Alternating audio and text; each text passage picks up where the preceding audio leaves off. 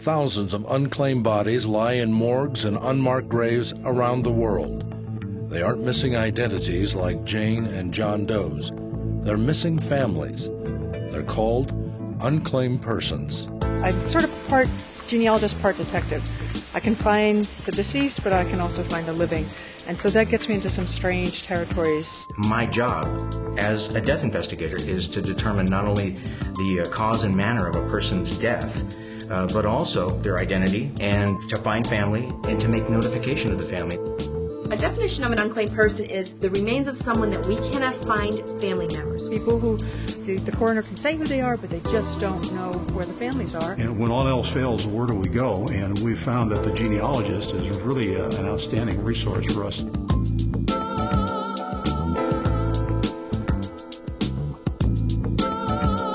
The following stories are true. My first time that I worked with the coroner's office was actually sort of an accident. I was just reading a newspaper and I tripped across this article about the situation of these people who are essentially unclaimed people whose next of kin just can't be found. And I was reading about a couple of the actual examples they gave, and one of them made a fleeting reference to a particular case where they actually had the fellow's family Bible. And that's what made the connection for me that, maybe I can use the genealogical sleuthing skills to find these families as well. I cold-called this particular coroner's office, and I explained who I was and that I had some experience at this kind of thing, and I actually offered to visit. It wasn't too far from where I lived, and so they said, sure, come on by. Well, this should be interesting. This is my first time visiting a coroner's office. Let's see if we can help them solve a couple of their brick wall cases.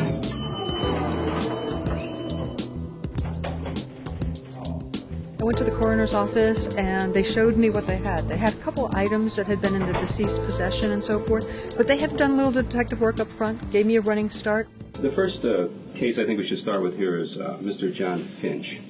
It was called into us June of 1999 by the Scranton Police Department. 99? Mr. Finch was found in his home on Vine Street in Scranton. That's up in our hill section here. They showed me some materials associated with the case. And the first thing I noticed, there was an ID for the deceased, and it turned out he had been an African-American from Kansas. Can I put that? Would that be okay? Sure. It's not a driver's license. It's what we have in Pennsylvania is a photo ID. Okay, control number, expiration. Oh, date of birth, great, okay. This vital information is on the back. Yeah. This was my case. I remember doing this, and I remember going through some phone numbers. And we tried that. That didn't work. It was sort of like being a detective. They pulled out all the records. They showed me IDs. They showed me pictures of the people. They showed me their phone records. They gave me all the clues that you see on CSI. One more thing, Megan, we found in the apartment was, of course, his certificate of birth, which came back to the state of Kansas. Okay. Okay. Kansas, wow. The thing we had to go along with that was what we thought was a family Bible, which we took out of his apartment also. If you want to review this. And then they showed me the family Bible, and what jumped out at me was the fact that all the names in the Bible were Slavic. So when I saw the mixture of African-American family from Kansas and Slavic family from Pennsylvania, I said, there's a bit of a disconnect here.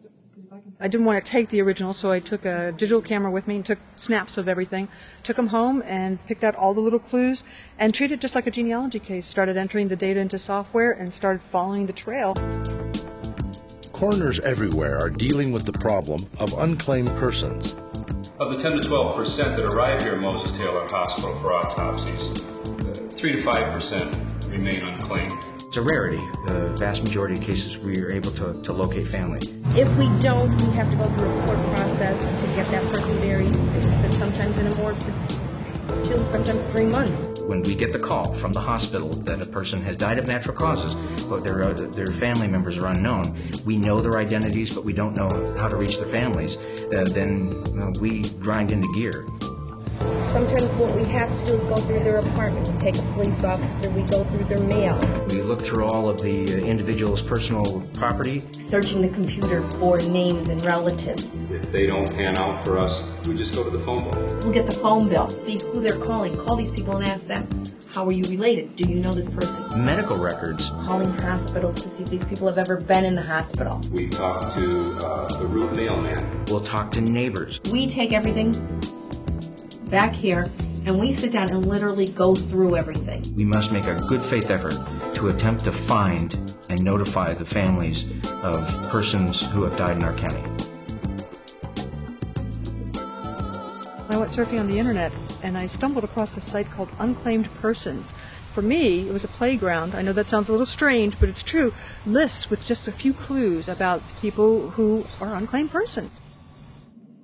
I just started picking people from the list and tracking down their families. And I called the coroner's office and said, hi, you don't know me, but I saw your list, and here's the next of kin for a few of your people. And they were sort of startled, a little bit surprised. Deputy Coroner Randy Eamon put her to work on another difficult case. Mr. Higgs passed away in November of 2005. He was actually found in a parked Jeep in the open desert. Condition of his remains were less than favorable. We'll just leave it at that. And he was positively identified by fingerprints, but we've never been able to locate next of kin for him. So that was my first connection with the San Bernardino County Coroner's Office. As it happened, a short time afterward, I had a business trip out there, and so I decided to actually stop by and meet with the folks I had called. So you gave me lots of clues to go on here. You gave me his birth date, and you gave me, he was from Utah, and that right there caught my attention, because as soon as I see Utah, I think, is this a Mormon family? And the reason that's interesting to me is because for LDS families, Latter-day Saint families, there's very good record keeping and lots of family trees on the internet and so forth, so I thought, okay, that might be helpful. You had the names of his parents, and honestly, this name here, his father was named Alpha. I also noticed 2 Riverside National Cemetery, so apparently we're dealing with another veteran here. It turns out that this fellow also, he was in the Navy in World War II. Since this fellow was born in about 26, I went back to the 1930 census to see if I could get some names of siblings and so forth. And so I just looked in the 1930 census for a Joseph Higgs in Utah. And this looked like it was probably the family. Father's name was supposedly Alpha, Alfred. Those kind of mistakes get made all the time. But mom's name matched up as well, too. And so then I get this whole sort of family profile, and he's apparently the baby of the family, all the way down here. And then we have a list of all the brothers and sisters, and so that's what the actual document looks like.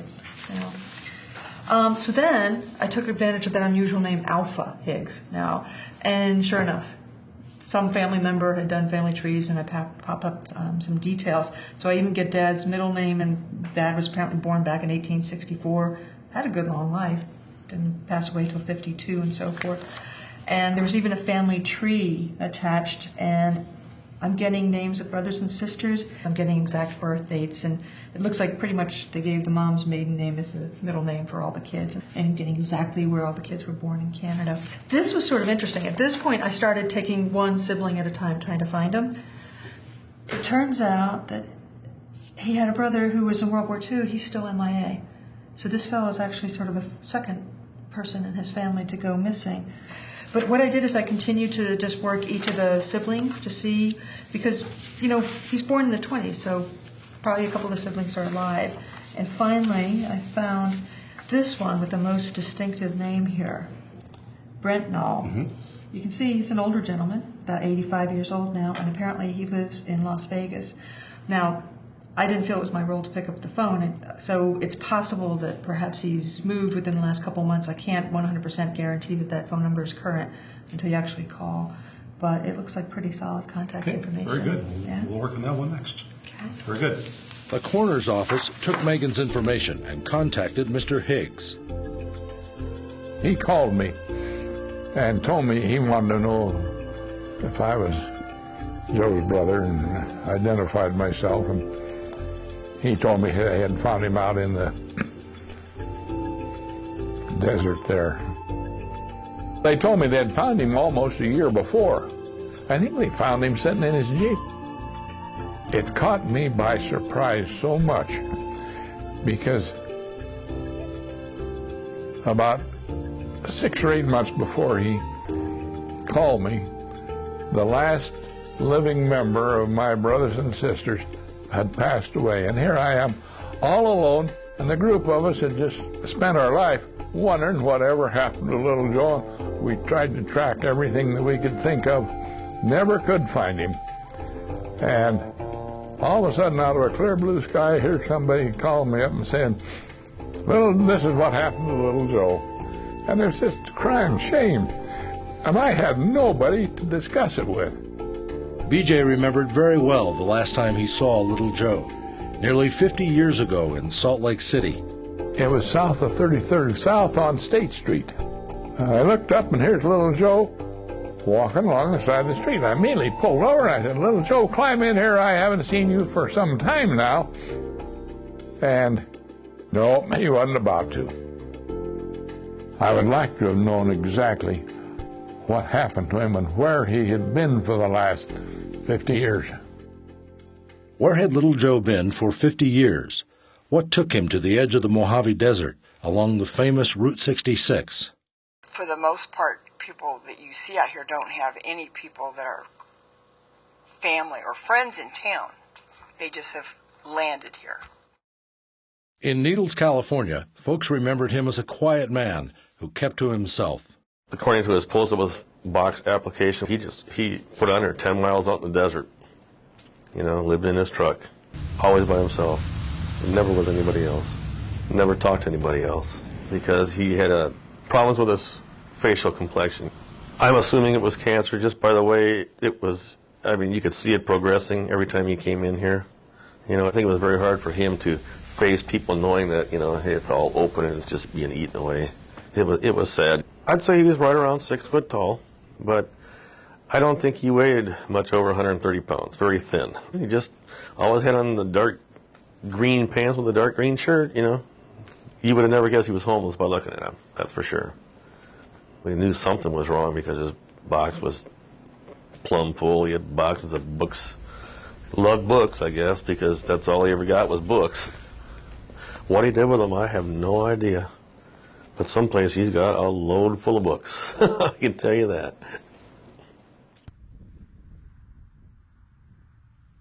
Joseph Higgs was one of the lucky ones. Because he was a veteran who had served in World War II, he was buried in the Riverside National Cemetery. Most unclaimed persons aren't so fortunate. Decisions about burial vary from one county and country to another, but most are at best cremated and deposited in unmarked graves, in paupers' fields. We then go to court, it's like orphans court, and get permission for burial. The funeral director who takes the responsibility will then keep the marker, paperwork with the markers stating where they're buried in case the family ever comes forward. What will happen is they will, in San Bernardino County, be cremated, and or if we had reason to believe that they did not want cremation, they can be buried. Unfortunately, the place that we have for that is called Samaritan Cemetery. It's on the grounds of Mountain View Cemetery here in San Bernardino, and it's a large open area of approximately 4 acres with many, many interments over the years. People who were identified and died without families, they are buried there. This is the first time I've ever seen what happens with the cases I don't solve. And it's an eye-opener. It's a little bit jarring. It's sad. I mean, as a genealogist, I love cemeteries, but this is barren. This is a dirt field, and there's no identifications. And I know I wouldn't want anybody I know to wind up here. I'm curious to see once I get in here whether there are any markers of any sort whatsoever, or whether everybody in here is just completely anonymous.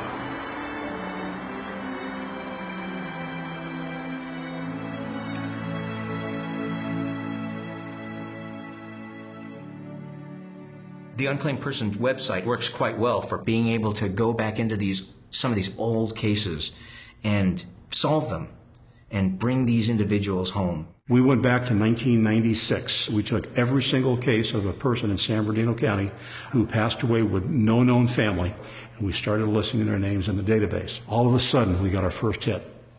And a family member just randomly was looking through the website and found their loved one who passed away in 1996, coincidental, and we were able to reunite them. Since that time, over 40 families have found their loved ones from this website, and it's all free. The most difficult part is just somebody taking the time to enter a name in the database.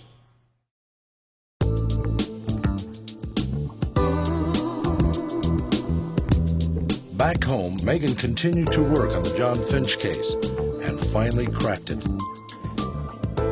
Coroner's office. Hi, Annie, it's Megan.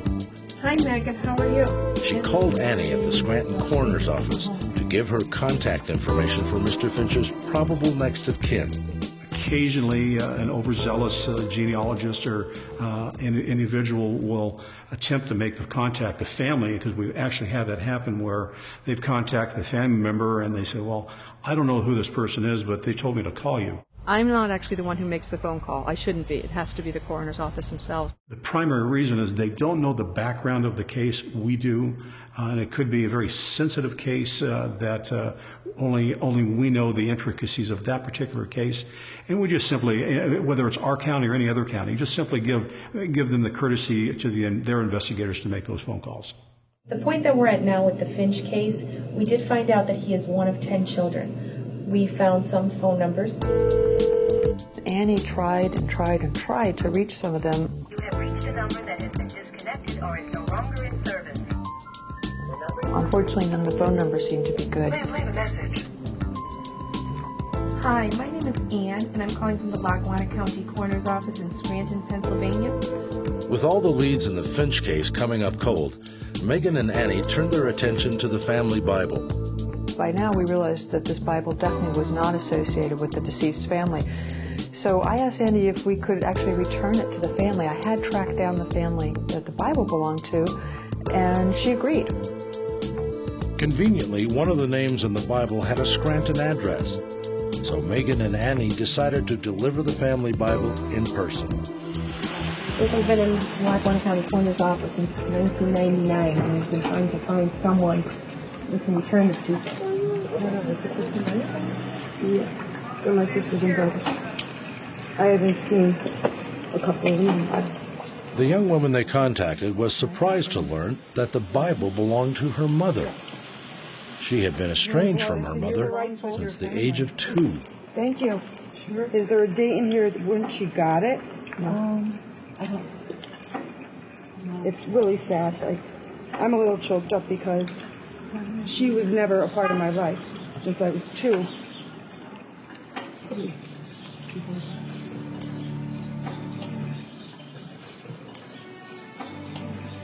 And I never thought she thought about us. She did. Well, I'm getting all choked up here. And even last thing, she never even knew her. I don't understand what she did. It's unbelievable.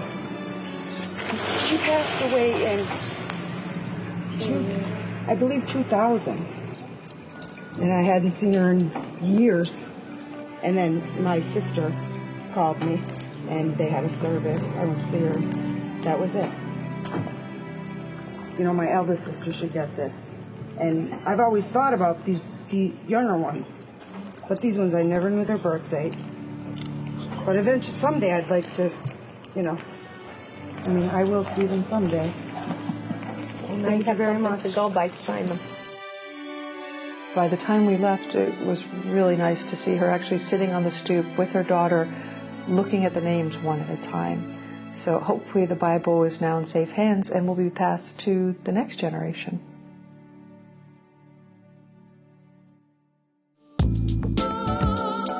Thousands of unclaimed persons cases remain unsolved, but you can help, beginning with the John Finch case. Here's what is known. John Aaron Leon Finch was born on September 12, 1944, in Clay Center, Kansas.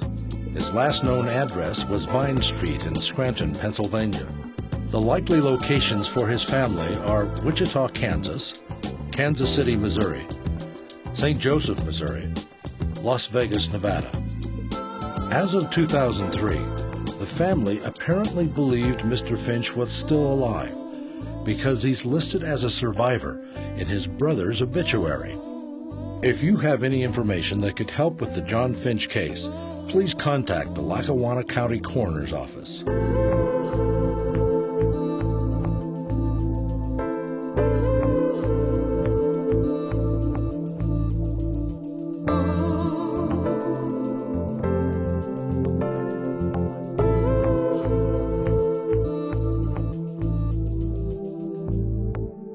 For more information about unclaimed persons, visit www.unclaimedpersons.com or send an email to unclaimedpersons@rootstelevision.com.